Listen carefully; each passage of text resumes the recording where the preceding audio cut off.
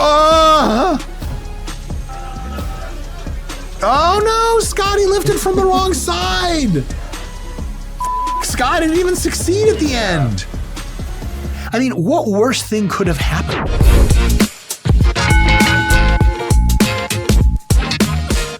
Hey folks, Dr. Mike here for RP Strength. I am a former professor of exercise and sports science.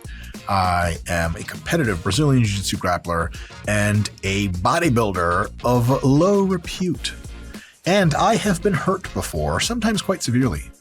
And today we are going to be looking, by popular demand, apparently, at various injuries. And so my first thing I got to tell you right now is if you're not good with injuries and you're squeamish, please do not watch the rest of this video. We got plenty of other great videos, and the internet is a big place with tons of other great content. However, if you are tough of mind and you want to learn some stuff about injury management and prevention, and also just watch me grimace a lot and probably pass out halfway through commentating, you came to the right place. 3, 2, 1. Let's all jump into wood chipper together. 915 pounds, certainly nothing bad can happen. This is an IPF lift, which means it's going to be legit as shit. Oh boy. Oh boy, this is scary, dude. Spotting heavy lifts, somebody's got to do it, but I always thought that spotting heavy lifts was like the scariest thing in the world because it's a simultaneous thing of you could get hurt doing it, which isn't that big of a deal. It's not that scary. You could screw up and hurt someone else by doing your job poorly or even trying to do your job not poorly, but sometimes people just get hurt. So it could be a thing that none of these guys really did anything wrong.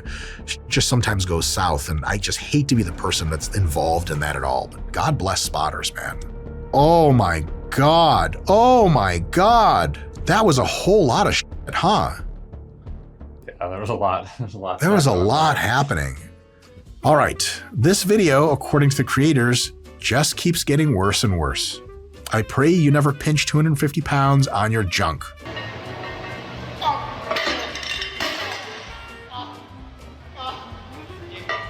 Ah! That really happened? So basically he fudged an incline, right? And then he put it down here. On his dick, yes. And then he crushed his cock and then he busted his eye open. Scott, didn't I call the overhead log press there? Yeah. Always got to be one of these. Earlier, yeah. There we go. Strongman, man. It's goated for getting you hurt. Great technique. Just great. And pressure differential. And that is the absolute worst thing in the world. Oh my God. He was basically half passed out and it hit him and kind of pushed blood to his head and woke him up. Awful. Oh, and by the way, all vibes, all love and respect, guys, we're not trying to clown on anyone. Everyone gets fucking hurt. And if you have never gotten hurt, you just haven't been training hard enough or putting things enough on the line during competition. So the real actual humans here whose videos we're watching, mega love, mega respect. I hope everyone here is doing their goddamn best. And if you had a video of me getting hurt, it would be a clown show that's like 30 hours long. Oh, God damn it, Scott. It's like you know it's coming. You bald. God, he finished it. He's the man. It goes right away. Right away, bro. Dude, he finished the pull, which is so baller. Like, I guess the question is like, what could he have done about this? So I have, let's see, 1, 2, 3, 4, 5, 6. Excellent. So I'll do 3 right now. This is kind of a guide, so there's actually some value in this video, of how to reduce your probability of injury.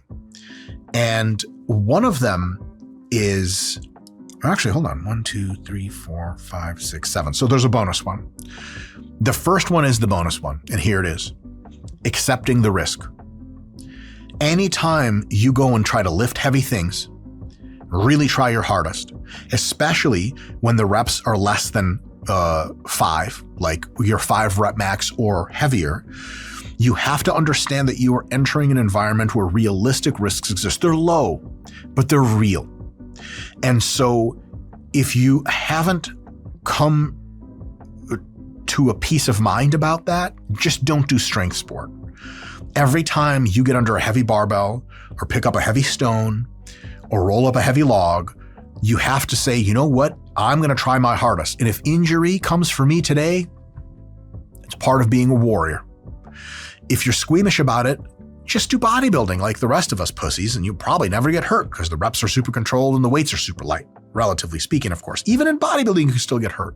It's a real good idea to accept that up front. There is nothing we can do short of really advanced biotech coming in the future or cybernetic enhancement that's going to drive your injury probability down to basically zero. Everything has a risk. So knowing that is a big deal. The next thing is always and everywhere good technique. You see this gentleman, he's pulling with excellent deadlift technique, but he does absolutely have both of his arms bent a little bit. One of the good deadlifting cues is as you grab the bar and when you cinch in, what you want to do is straighten out and loosen up your shoulders so you get the best leverage you can, and straighten your elbows. Some people cue to push the bar away from you before you start pulling for two reasons. One, it's better leverage so you can lift more weight, and two, it doesn't have your biceps being that little tiny linchpin in the whole system and going on you. Good technique no matter what. You can choose to get hurt if you are doing reps or something and you're like, I know I could do this next rep with good technique, but I just want to get the rep. And so people say, yeah, man, 3 of those are good technique, but 2 of those were kind of like I was just kind of doing it. Totally. That every now and again, those 2 bad technique reps you will pay for with acute injury, and you shouldn't do that because injury is really terrible. It takes a ton of time away from training. Psychologically, it's real tough to deal with. It disrupts your progress. In really extreme forms of injury, you'll never be the same again or until real crazy future biotech hits, which is going to happen in like a decade or something. I'm not trying to wait a decade to be my best self again. And so good technique is just something you don't want to trade out. The next thing is graded exposure. If you have never done a kind of lift before, you've never high bar squatted, you've never done a clean and press or something like that, and you just try it, you go as heavy as possible, the probability of injury is way higher than if you start light and work your way up over time. Graded exposure, slowly having more and more exposure to this potential injury vector is going to harden up your tissues literally by making them physically adapt to that kind of loading pattern so that they're stronger and thicker and more resilient. And by the time you're doing 1 rep maxes and stuff like that, your probability of injury is much, much lower, precisely and simply because of the fact that you are not doing something you're totally unaccustomed to and you don't have the structure to support. And then the next one, and the last one for now, is good fatigue management. If you are in a state of very high fatigue, your athleticism, your ability to coordinate your movements falls substantially. And if you're very high fatigue, your connective tissues like your tendons are a little bit frayed. They only heal if you take a week or 2 of lighter, easier training or almost no training at all. If you peak appropriately by taking a taper, everything heals and your athleticism is maximized because your fatigue comes down. If you're in a really high fatigue state and you try to YOLO and go super heavy, you might have a bad time. If you're in a better fatigue state, your probability of getting hurt is much, much better. So if you manage your fatigue well, taking deloads, taking active rest phases, having appropriate tapers, not doing things at random, that's going to be a really, really good thing. All right, we'll do a couple more of these in a little bit. Now let's watch people hurt themselves.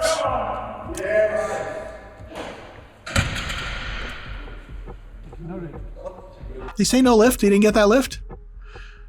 Hitching. All right. What's next? We got the old powerlifting here, 821 pounds.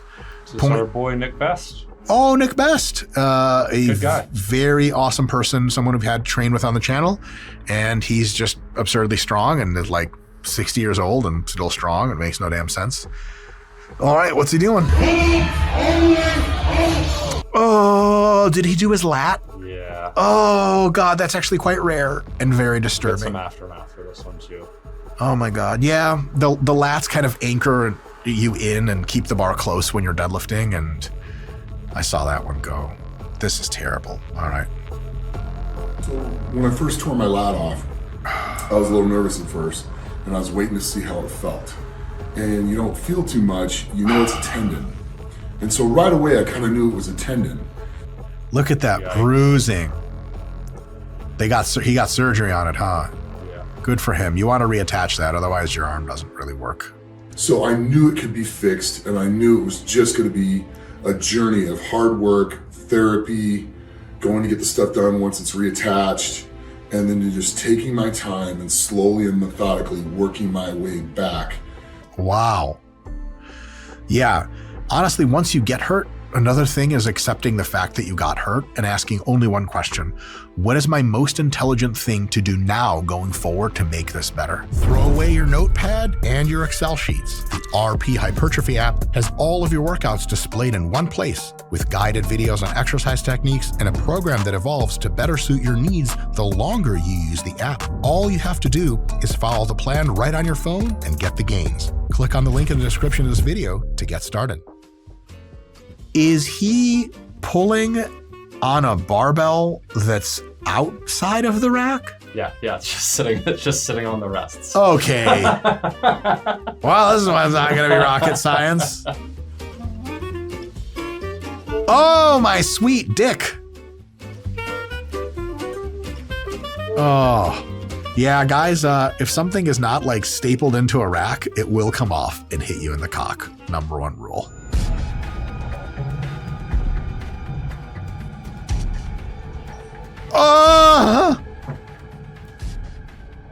Oh no, Scotty lifted from the wrong side. He's like, I'm gonna lift this from this side to make him feel even more pain in the interim. Scott didn't even succeed at the end. That video just cuts off. Yeah, that's all we know. Yeah. R.I.P. that guy. Dude, for real. Okay, so first of all, if you're going heavy in a squat, side spotters. Everyone who's been involved in the sport of powerlifting know that two guys on one on each side can do way more for you than one back spotter.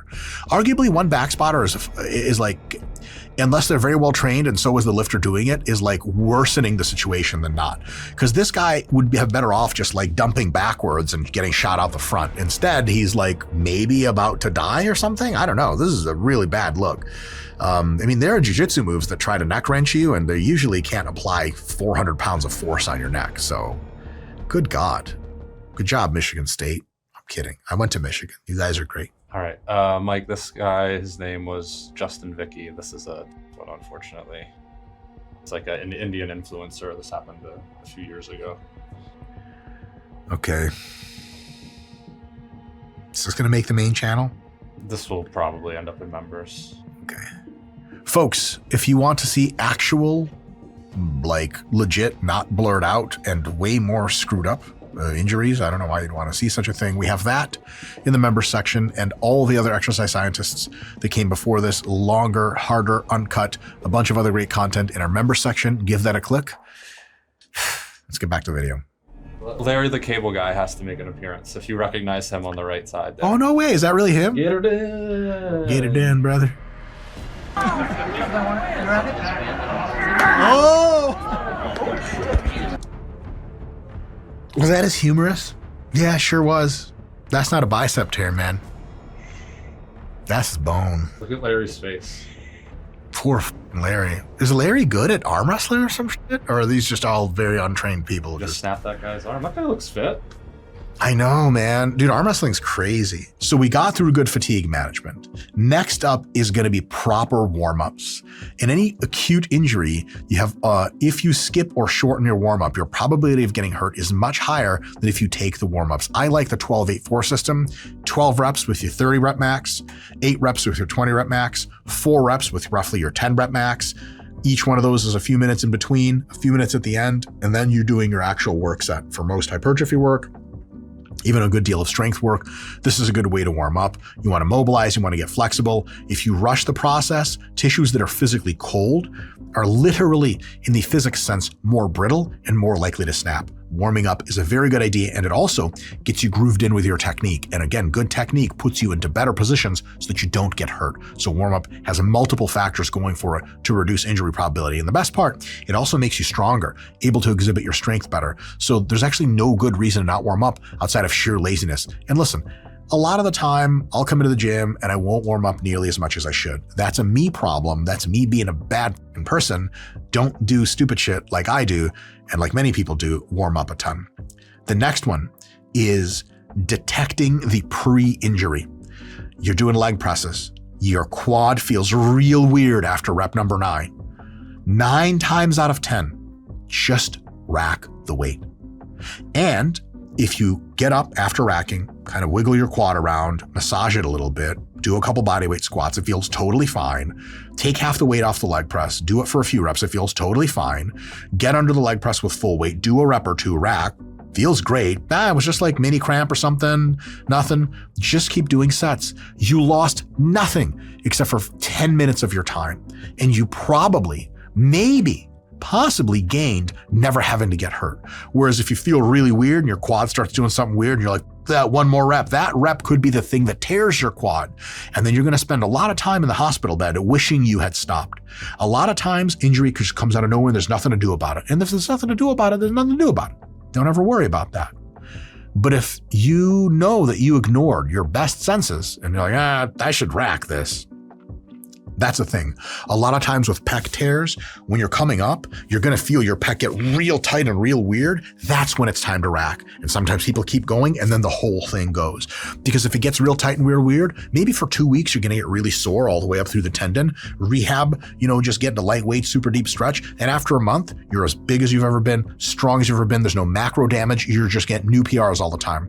If you go on to that second rep or whatever, rep number 7 or whatever it is, and then you snap your shit up, you might not be the same for a year. Your pecs might never feel the same again because you'll have a full avulsion. Huge, huge deal. And then lastly, some combination of knowing when to say when. You're on set number 6 of the leg press and your quads are wobbly and shaky and you're having real trouble with technique. You're already pumped to shit and your friend's like, dude, let's do a drop set or something. You do that, you get f***ed up. When you're done, when you're cooked, when you're cashed out, sometimes you got to be like, you know what, man, we had a great workout. I accomplished everything that my RP hypertrophy app, link in description, said was a good idea to accomplish. We're done here. Going for that extra mile is sometimes awesome. But sometimes when you're like, I don't know, man, I don't even have the stability to do this anymore. Just knowing when to say when is going to save you from injury a bunch.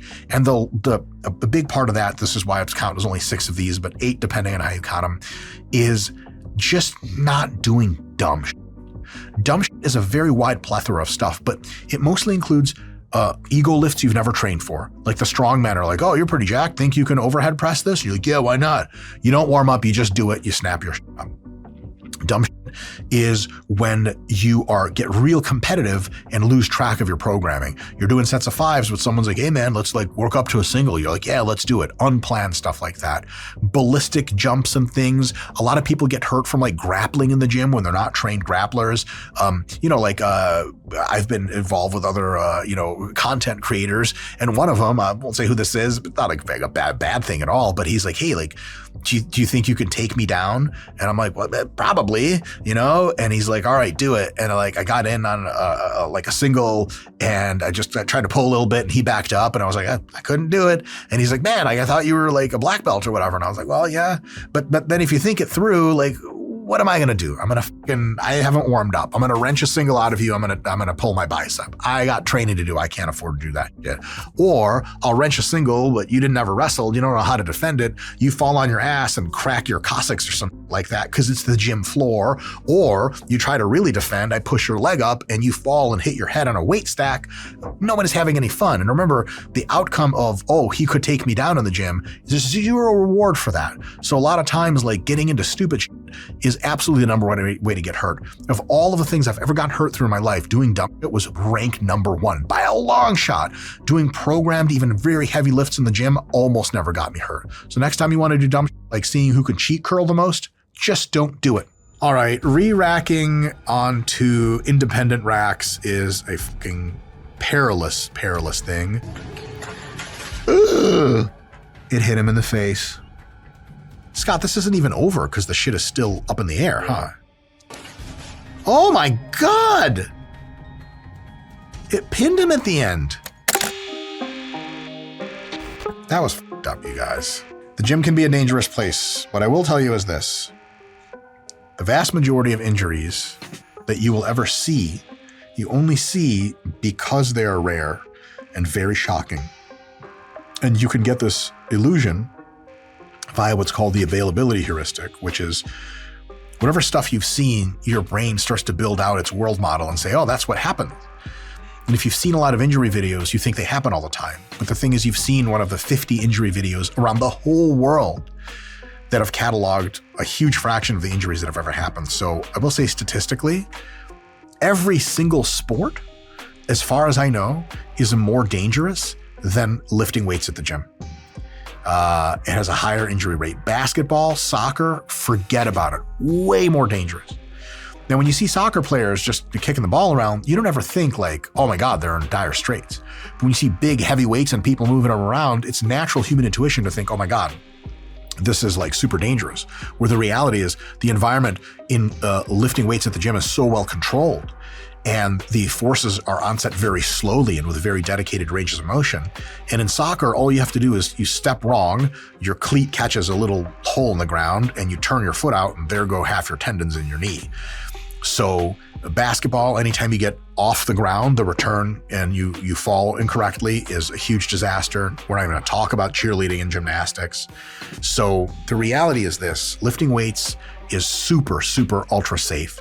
If you intake and process the recommendations I gave earlier about being smart about stuff, and if you do get hurt, come back extra slowly, you're probably going to have an amazing time in the gym, and you're probably never going to get hurt in a huge, huge way that fucks you up for a long time. And if you do, it is an opportunity to level up and use that as an excellent experience to harden up and to take all of those lessons of how you overcame the injury into the rest of your life. Folks, stay safe out there. And if you have a hobby that includes watching people get hurt, go get screened for psychopathy and stay the f away from the rest of us. JK, sort of. I've been Dr. Mike, and I'll see you guys next time.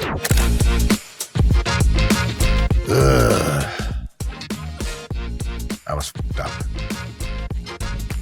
This video here is probably more entertaining and informative, and it probably doesn't have people snapping in half. Click on it, or just go take a break. Think about God. See you next time.